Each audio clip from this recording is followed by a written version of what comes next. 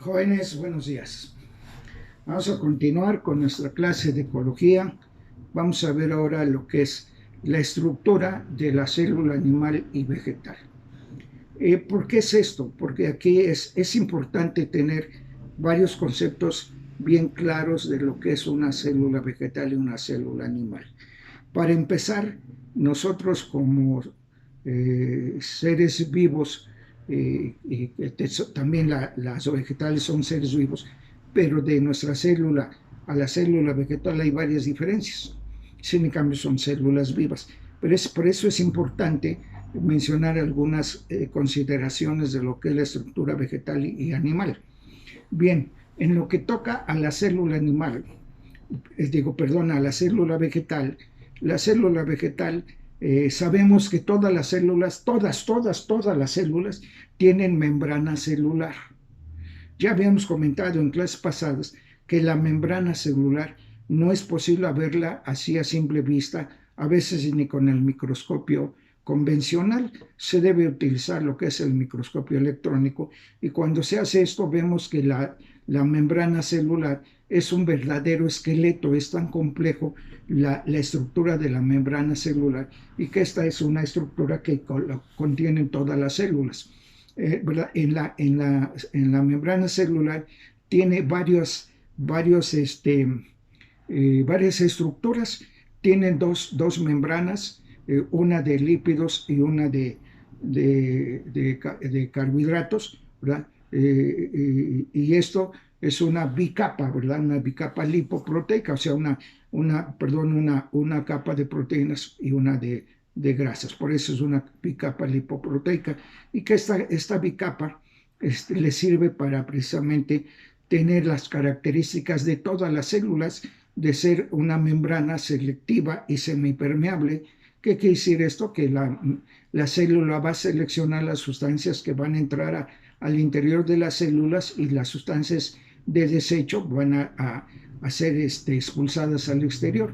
Esa es selectiva, y semipermeable es que no todo va a pasar, sino va a pasar únicamente al interior y al exterior cierto tipo de sustancias. Bueno, esta membrana celular, en el caso de las células vegetales, está reforzada, llamémosla así, por otra capa que es la pared celular.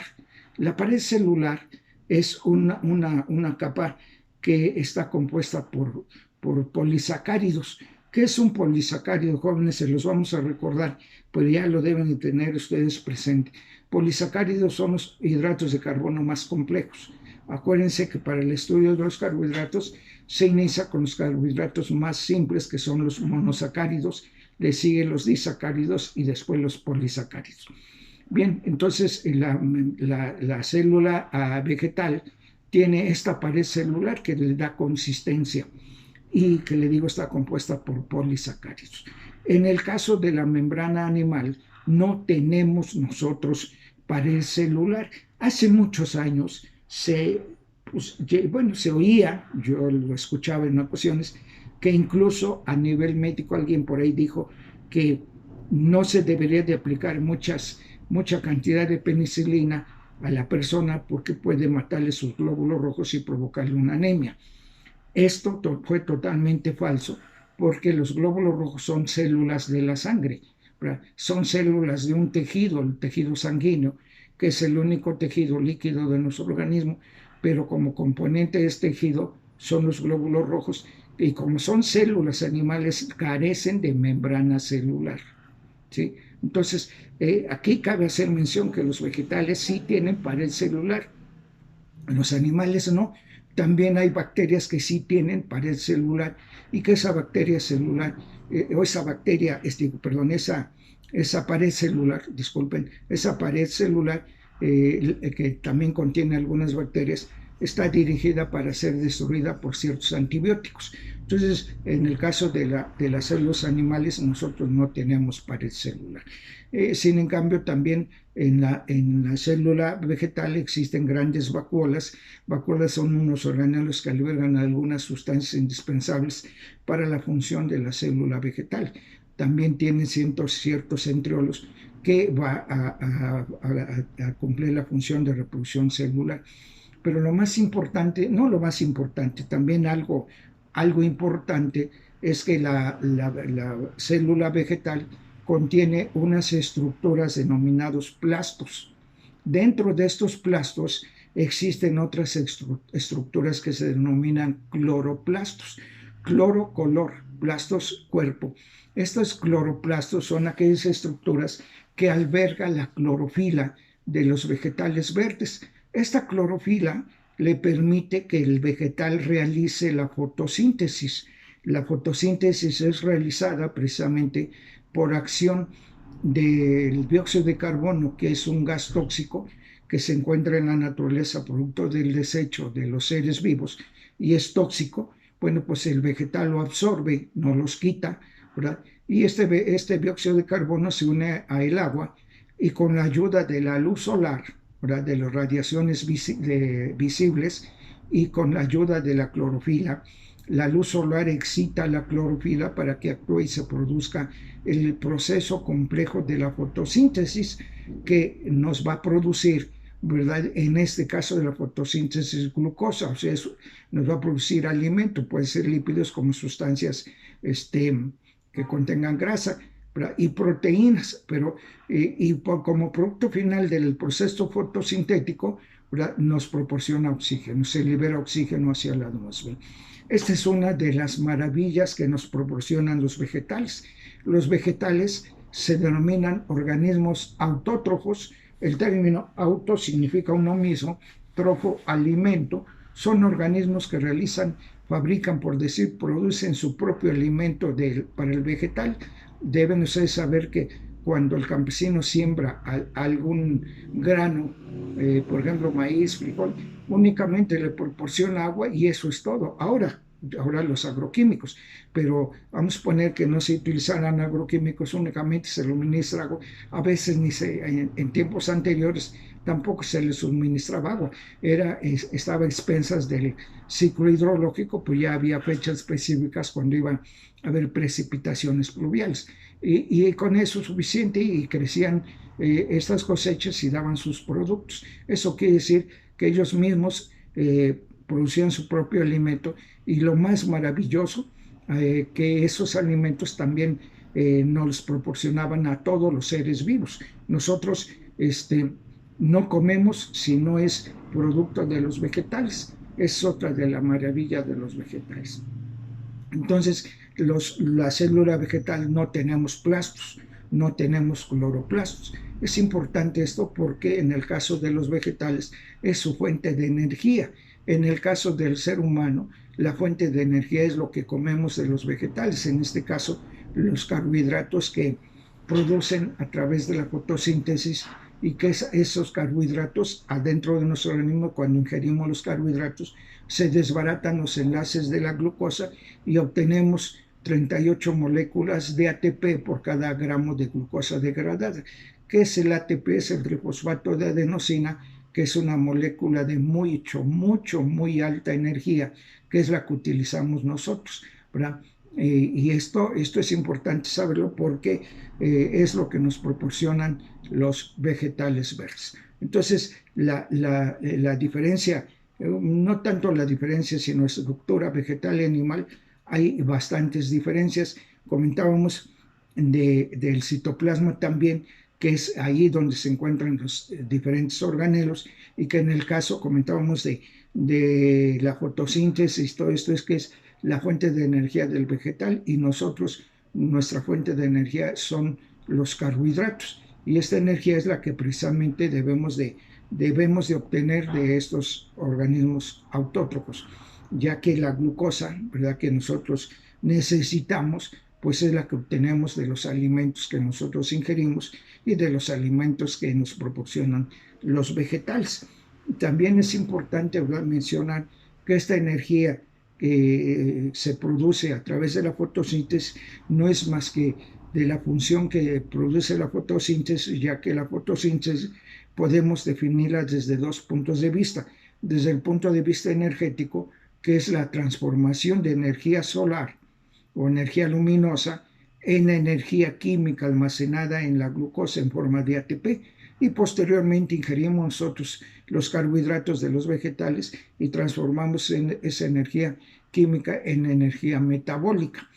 También la fotosíntesis se puede definir desde el punto de vista de la materia, ya que la materia inorgánica, como es el dióxido de carbono y agua, ¿verdad? La luz solar, intervienen para transformar esa energía o esa materia inorgánica en energía orgánica, que son los carbohidratos que generan o producen los vegetales.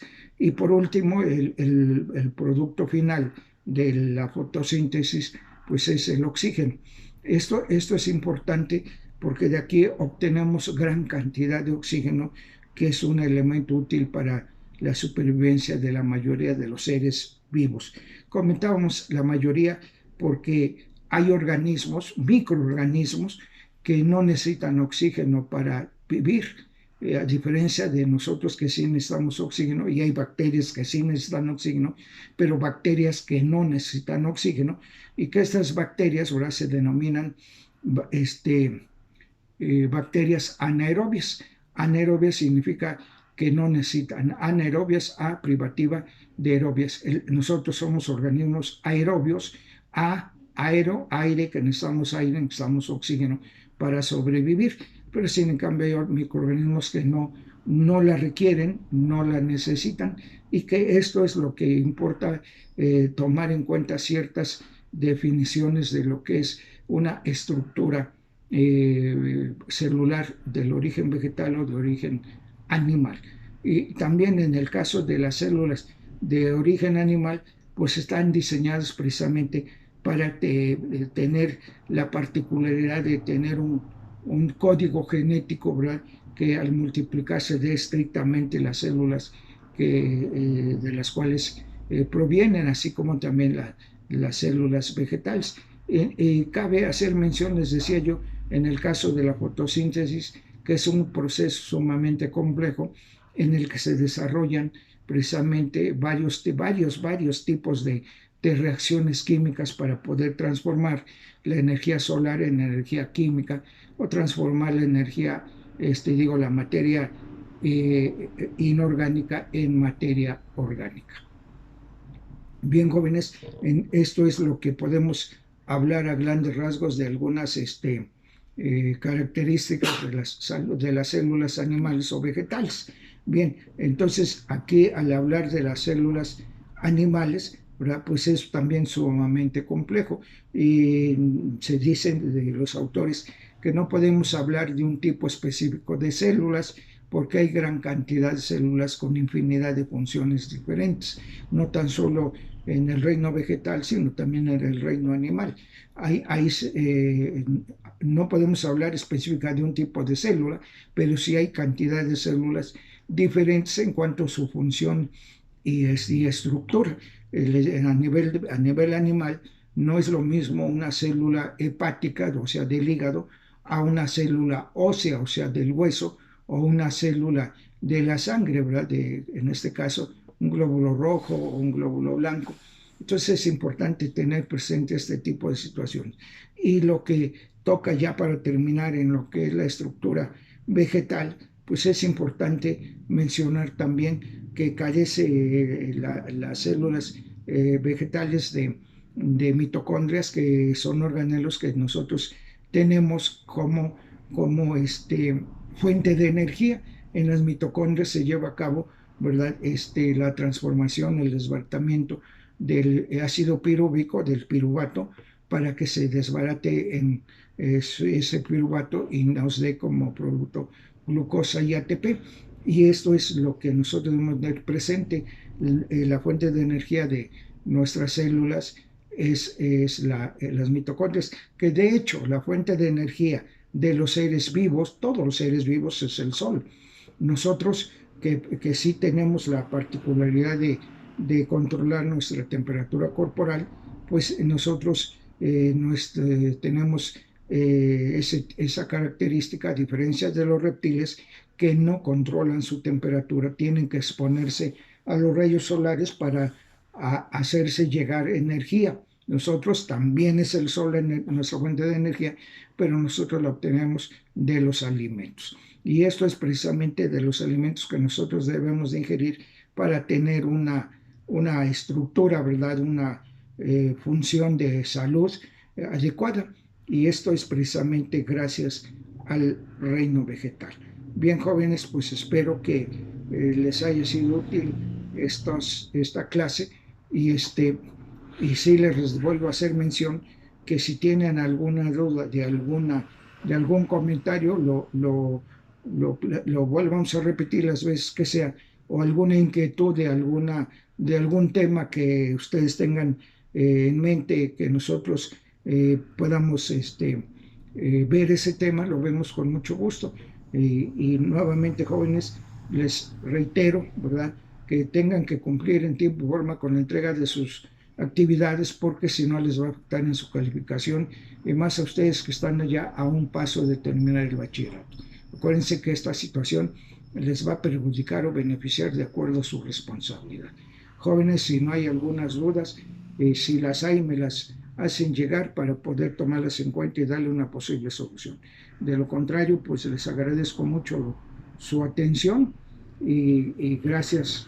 Nos vemos en la próxima. Buen día, jóvenes.